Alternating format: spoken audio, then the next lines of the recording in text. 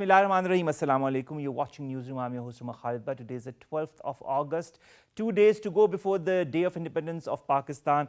And these are the stories that we'll be discussing during the course of the show. We will begin, ladies and gentlemen, with the Afghan and Indian social media accounts that are being used to malign Pakistan. This was highlighted in a media brief given by the National Security Advisor, MoIB Yusuf, as well as Federal Minister for Information, Fawad Chaudhry Saab, in which it was detailed as to which are the mechanisms that are being used, which are the different hashtags that are being used to malign Pakistan one way or the other. And it was being said that there is the backing of not only India but also Afghanistan, two important countries that are in our neighborhood and also are trying to put Pakistan in a bad light. This is going to be our leading segment of the day. Let's begin with our first segment, ladies and gentlemen, and that concerns the social media outrage and campaigns, negative fake media campaigns being perpetrated by India and Afghanistan against Pakistan. More in the following report.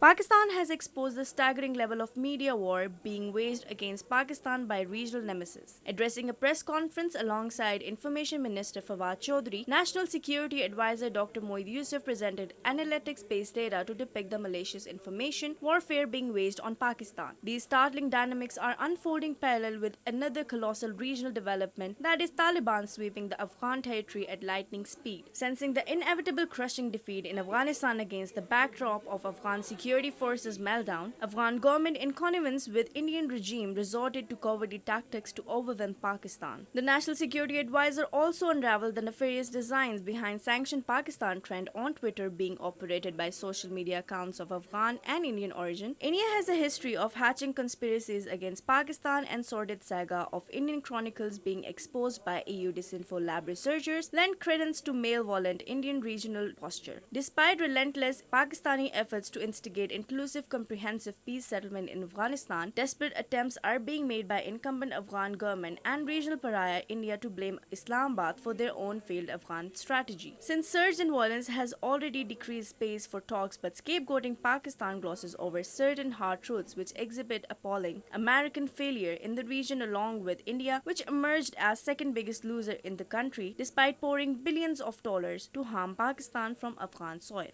Pakistan has exposed More about this whole social media campaign against Pakistan from our neighbors. We've been joined by Syeda Dhanak Hashmi.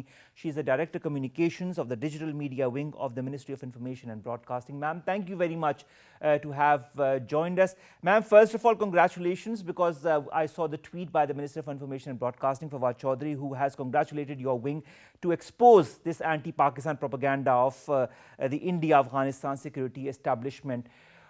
How is all of this being carried out? Because I'm seeing the different hashtags that are present on Twitter and elsewhere. How and in which mechanism does this all happen? Well, thank you for calling me, and thank you for appreciating, because hard work always pays off. We have worked really hard for compiling this report through the monitoring mechanism.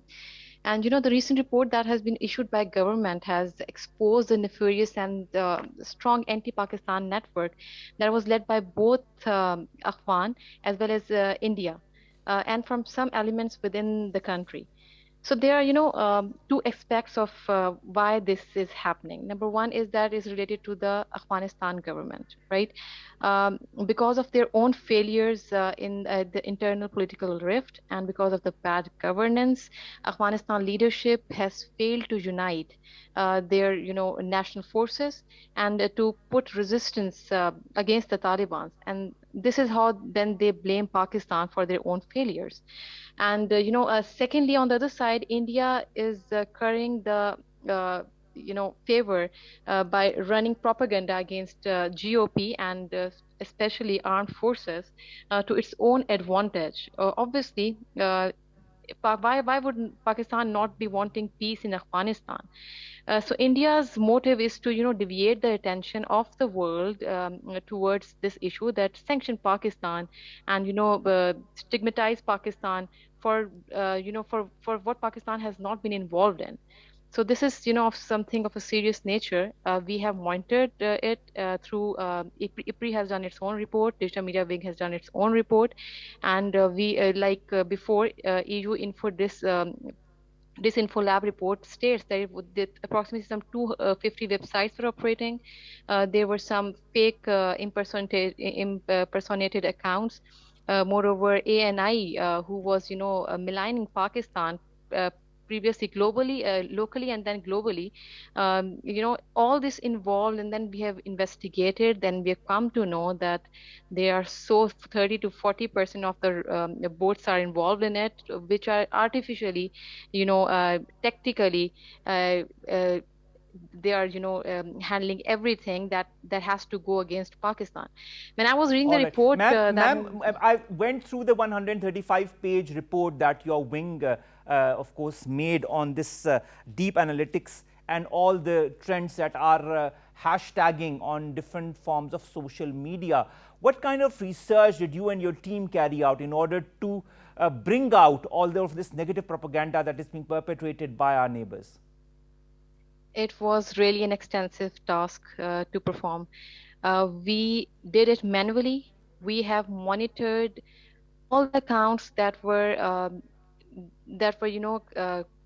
posting content that was anti-state and that was posing a threat to the national security of Pakistan. We have monitored every account manually. That was a huge task to do, and honestly, from July 2019 to August 2021, we have monitored each and every account. And afterwards, we have compiled this 35 pages report in which there are some also, there are some of the PTI accounts involved as well. That is only because once there's a hashtag on trending, and if you post something regarding the hashtag, you also become a part of that. So, I mean, this is how we have done it. There was a mechanism, and it took us approximately 20 to 25 days to compile that report. All right. I mean, that has been, there has been some extensive research being done in that context. Now, MoIB Yusuf Saab listed 5 top themes that were being used by the elements that are involved in the propaganda. He included discrediting the Pakistani government, especially the Pakistani army. Then, of course, fan sub-nationalism inside Pakistan, target the CPEC, and then keep Pakistan on the FATF grey list and blame Pakistan for all the chaos in Afghanistan. Which was the trending of all of these 5, or were all of these 5 trending at the same time in different forms of social media? Whether all of these are trending at the same time or whether they were being ranked separately. This whether is what they you're were trying to equally trending. I mean, this is what I'm. Was there one of these elements that was taking precedence over the others? No, they were all involved one by one, and this is how it gained momentum. First, it was discrediting Pakistan government, especially the Pakistan army, and the most important thing that India wanted to sabotage CPAC. This is the foremost thing that it wanted to do. Moreover, we all know that India has a presence in Afghanistan since times immemorial. Where there is Pakistan, India, you see the Indian involvement everywhere where there is Pakistan. So we know that India has interest in Afghanistan, and to deviate the attention of the global arena towards something different, they then started a trend of sanction Pakistan. Afterwards, we tried to counter it from stop this blame game on Pakistan, and we successfully countered that as well. So yeah, these trends are going to be a part of that. The point is that how we're going to counter it in future. For that, but how can one counter such hashtags which can emanate from any social media outlet whatsoever? Is there going to be a stringent policy in the future that is going to be put forward by the government, or is there any other mechanism that can be put into place? Yeah, there can be, but right now there is nothing that we have done so far. But the only thing that we can do right now is that, as India has artificially, managed all these things, Pakistan also has the capacity to do it. And being, India is a bigger country than Pakistan. They have all the resources. They are economically strong. They can do it, and they can, run big trends against Pakistan. But Pakistan, in its minimal resources, has been able to tackle all those trends that were against Pakistan. We have countered it successfully. So I think within the limited resources, whatever we can do to protect the national security of the country, we are doing that. As far as the policy and any strategy is concerned, I think I will not comment on that. unless and until the government says something on it. All right. And finally, when we see all of these hashtags, whether they be on Twitter, also the involvement from India as far as Wikipedia is concerned, and hashtags that involve extremist parties in Pakistan, whether they be the TLP, whether they be the PTM, whether they be other such parties that are present, whether it be talking about Balochistan Solidarity Day, Da Sangha Azadi Da, I mean, and so many others, trying to create instability in Pakistan. How important is also for the people of Pakistan to understand trends such as these and not blindly follow them, understand what is right and what is wrong? Well, you're right, you're very much right, because unfortunately within Pakistan, most of the people are unaware that if you are tagging any of the hashtags in your tweets, whether you are speaking in favor of your own country and you're quoting that hashtag, it's gonna be on trending after all. So for the people who are not understanding the sensitivities of social media and digital media especially, I would like to comment and I would like to, advise them to please study it a little, because once you become a part of some trending that is against Pakistan, you are actually becoming a part of that trend. You're actually Of becoming a course. part of, creating that trend. So this is, something really basic, and I think everybody should be educated regarding how these trends can be, countered, how these trends can be stopped. And I think we are already on this track, because Digital Media Wing is organizing, sessions for all those who have less knowledge about how social media works. So, I mean, we are also All, doing that. We are also, educating government officials, and we are moving towards educating the local public, and we are making explainers to make them explain how we can be a part, how we can play a constructive role in countering any anti-state propaganda that's going on.